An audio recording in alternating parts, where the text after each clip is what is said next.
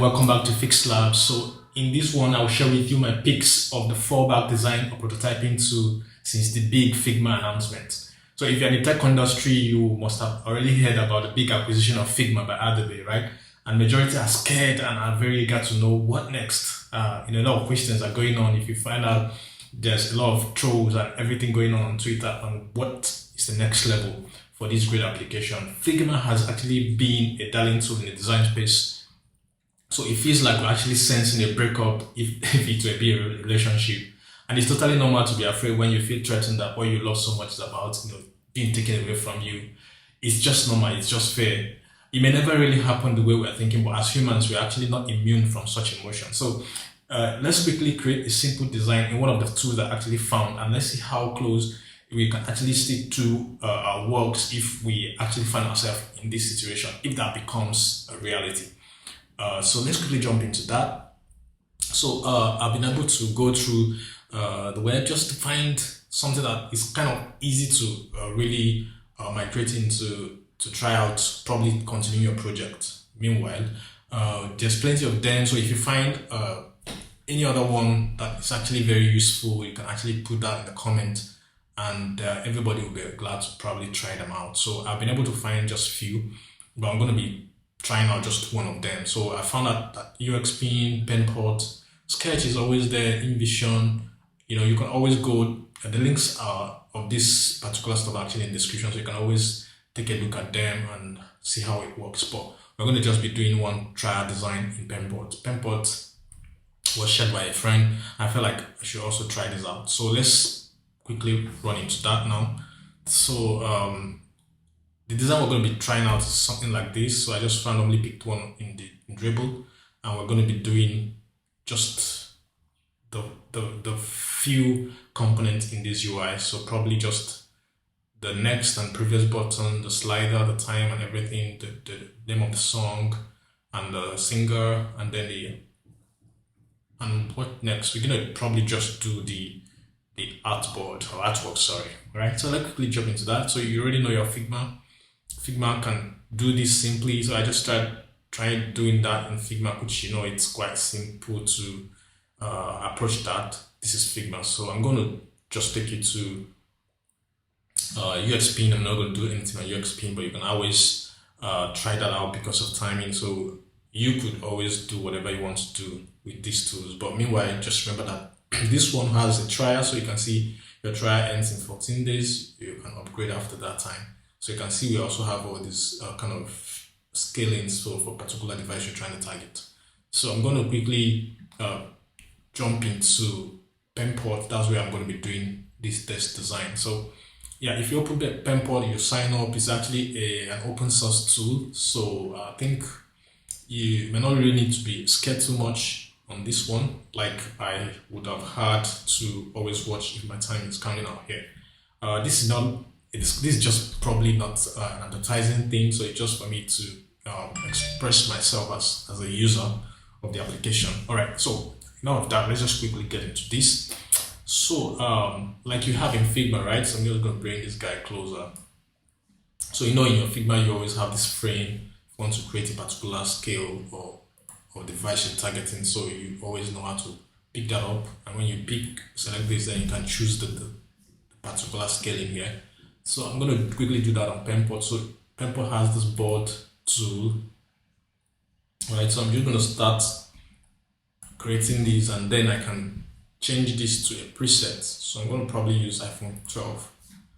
And that being iPhone 12, I can just zoom in a little bit to my screen. All right, and that's it for this one. I could just call this music. See how fast we can actually get this, and I'm going to turn a radius of about 30 just to create an illusion of sphere edges, and then I'm going to go ahead and bring this guy here. Sorry,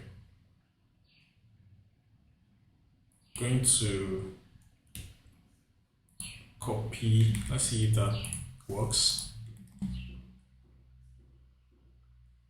So it doesn't work. So I'm going to quickly just drag the image from the download folder here. I think I do have it in my downloads. I'm just going to drag it to this place.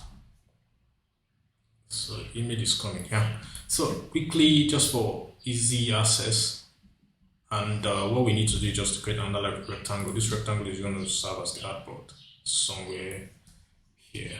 This is not like a perfect design, so we're not watching all the edges and the measurements and whatnot. So, but at least we can achieve a closer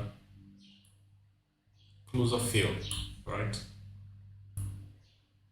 And then you can actually compare what I'm doing to what probably you've done in Figma and see if this is closer to what you actually like. All right, so that being done, so I'm gonna probably create a slider. I think the slider is just one of the ones that might probably take a little carefulness. So what we need to do is to do a rectangle. All right, so rectangle is probably going to give us what we want. So let's do a rectangle. I'm going to do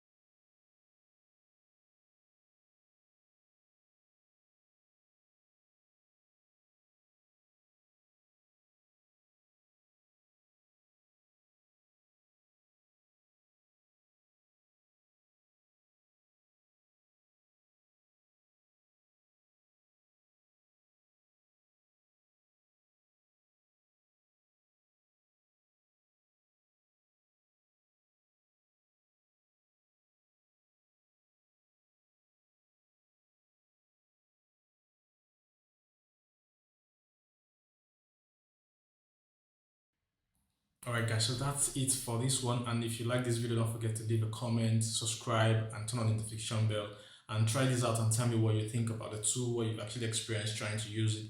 Let's see how this works, and I'll see you guys in the next one.